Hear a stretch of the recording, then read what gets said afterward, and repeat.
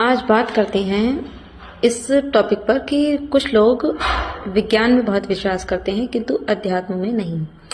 तो सबसे पहले आप ये इस बात को समझिए, जानिए कि अध्यात्म केवल हिंदू धर्म या सनातन धर्म का हिस्सा नहीं है। अध्यात्म सभी धर्मों का हिस्सा है, पहली चीज। और जो लोग कहते हैं कि हम विज्ञान को मानते हैं, तो उनसे सिर्फ एक ही सवाल है, विज्ञान ने हर एक चीज का जवाब ढूंढ लिया है सिवाय मृत्यु के। मृत्यु क्या है, इस सवाल पर आकर विज्ञान दम तोड़ देता है और अध्यात्म यहीं से जन्म लेता है। तो किसी फिलोसोफर ने कहा है, कोई है किसी विदेश के फिलोसोफर हैं, इंडिया के नहीं है, उन्होंने कहा है कि थोड़ा सा विज्ञान आपको ईश्वर से दूर करता है, ईश्वरीय ऊर्जा से दूर करता है, लेकिन संपूर्ण विज्ञान आपको ईश्वर के करीब लाता है।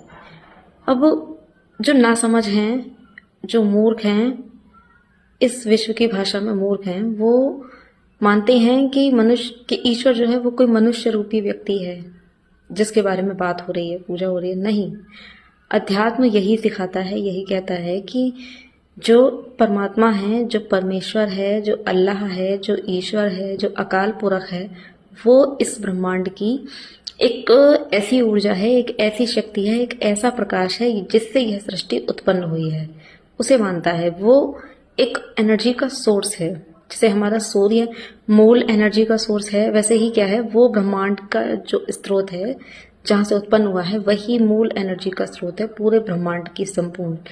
अरबों खरबों आकाश गंगाएं हैं, अरबों खरबों तारे हैं, बहुत सारी चीजें हैं जिनके बारे में हम नहीं जानते हैं। हम अकेले ही पृथ्वी पर तो नहीं है।